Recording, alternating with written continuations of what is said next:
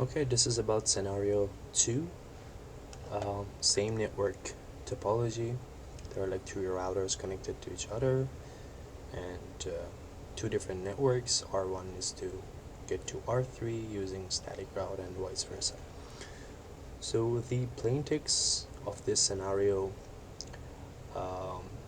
has been changed in storytelling, but it is telling the same thing as scenario number 1. It is just explaining this network topology with some different in English. Our environment is the same. This is the server is running, and this is the GUI of EVNG. Nothing has been populated here over for now, and let's go ahead and run the code. So as you can see, it says welcome to Text2Net. I can help you to generate a live and interactive network topology from the plain text. Please paste your network topology scenario in below. We're gonna use scenario number 2, which I name it as network topology point of view. I copy it and paste it over here. It's one line. Don't forget to hit the enter. Just wait for it to parse the structure command strings, and after that key value pairs in JSON. Yeah, so it is going to create devices in EVNG.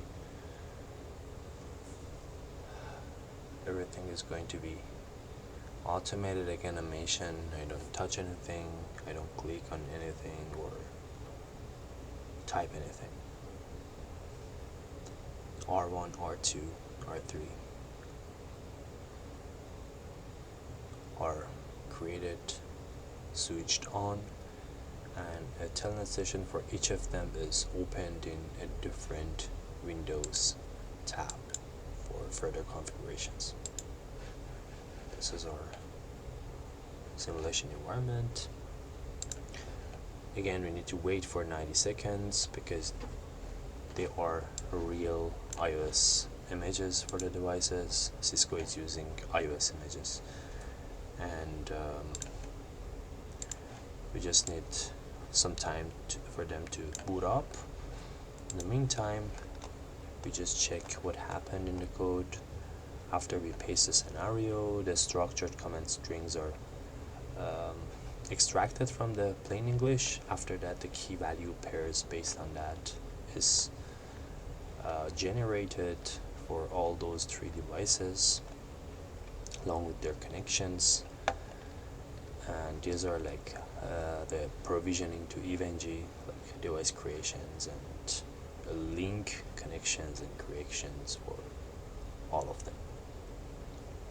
After these 90 seconds are over, we're gonna have like the first telnet session initiation to device number 1, which is our R1.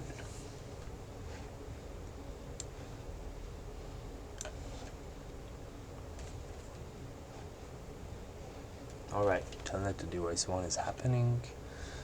We just need to wait a little bit.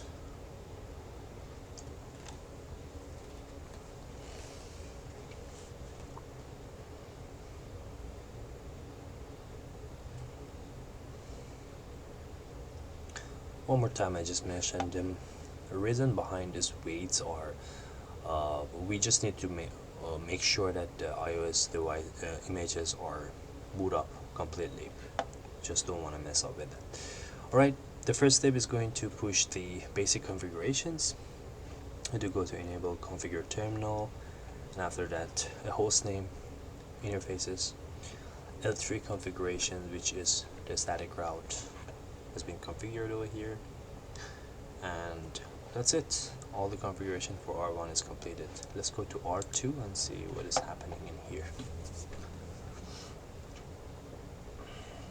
Just need to wait.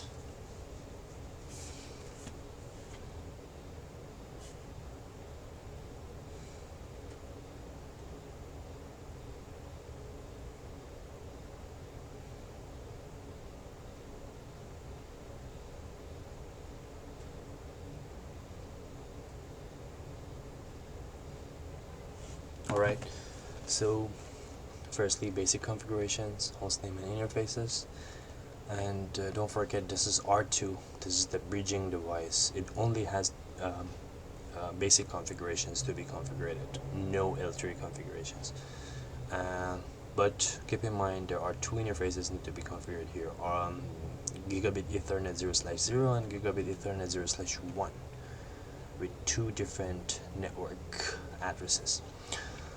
Alright, telnet to device number 3. Let's go ahead and open the session for that, and we'll make sure we can see the configurations. Alright, same basic configuration started, hostname, interfaces. It's time for L3 configuration, which is a static route. Configuration is completed. Right now we're going to test the accessibility from R3 to R1. We have done a ping to R1, as you can see. So 60% reachability. That's because of the address resolution protocol. If we do it one more time, we get 100%. Just to be safe, we are pinging from R1 to R3 interface. This is the R3 interface. The first one is missing one packet, I guess, because of address resolution protocol. Right now that the routing table and ARP table is updated, we get 100% reachability. So we confirm that both topology and configurations have been generated in an interactive and dynamic environment from just plain text. That was all about scenario number 2.